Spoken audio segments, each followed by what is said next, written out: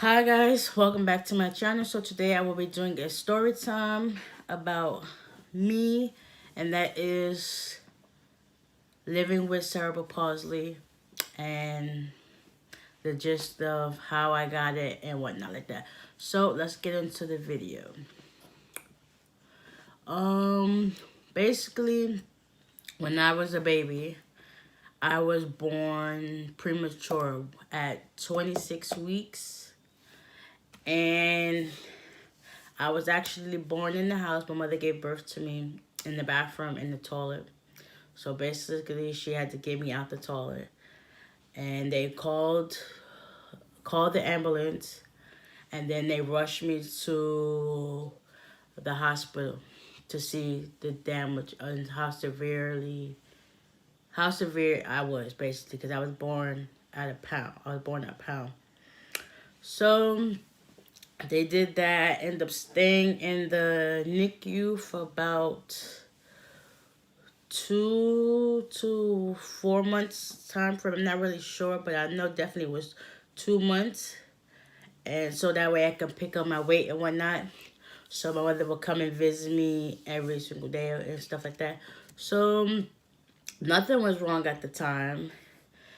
Then about the age of between 1 to 2 years old, I had suffered a stroke, and my gross motor and fine motor skills was off a little from having the stroke. So basically, I had to learn how to use the bathroom all over again, do a lot of stuff like that.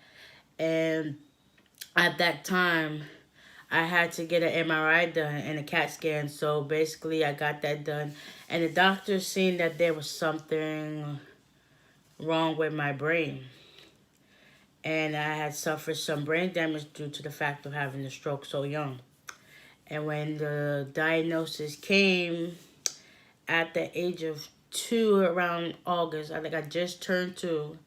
Right, it was right after my birthday, because my birthday is in July, so it was like August 2nd, somewhere around there. When after, yeah, of course, after my birthday, August 2nd, that the doctors confirmed that I had cerebral palsy.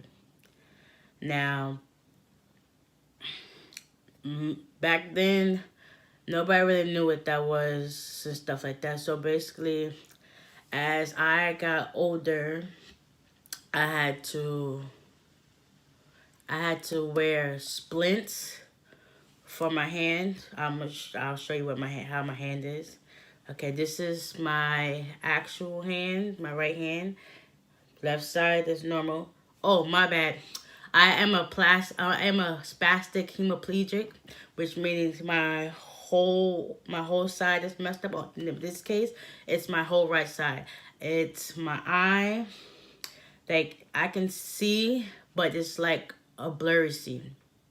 And then it's my hand. It basically just left my hand like this.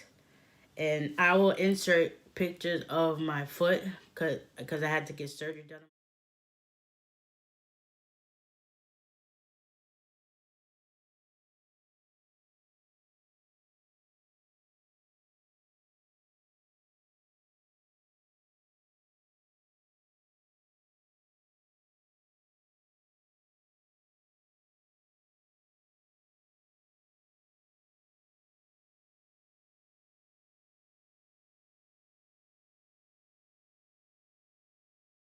Yeah, so growing up, I had to get braces put on my legs so it can help strengthen my legs, and to make my make me balance, because I did make me balance, because I would walk like this. So this would be, my left side would be straight, and this would be the right side. So it will always be like this. So I'll be walking with a limp. And yeah, so as I was growing up, I always had to get braces put on my legs, and had to get a brace put on my hand. So basically straighten it out, because I will always keep my hand like this. I mean, I still do to this day, but I mean, it don't bother me because I don't really show nobody. But my hand will always be like this. It'd be just like this, regular, and then stay like this. So I would have to go through that and stuff like that. By the time, I mean, I was in school, I was fine with it, but by the time I turned 12, I had to get surgery for the back of my leg so it can release some pressure on my heel cord and the back of my leg so it can just make it easier to walk and not be so stiff. After that, to do therapy, which I hated, which I hated to get done. Had to get therapy done once a week, every week, to strengthen the muscles in my legs or whatnot. And then I also had to get another brace made, but I didn't like doing that either. I did not want to be tied down and be like, no offense to the other people that have my disability, which is way worse than what I have, be tied down to being looked upon as, oh, she has something wrong with her. Instead of embracing it back then when I was little, because I didn't know nothing about embracing it back then, I will always not want to be looked down upon because I always had to wear a brace. So after a while, my mother eventually said, all right, we're going to stop with the therapy, stop with the braces, because them braces were over $1,000 each time I had to get it done, made up.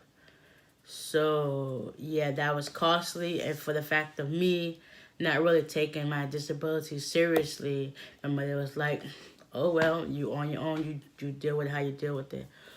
So,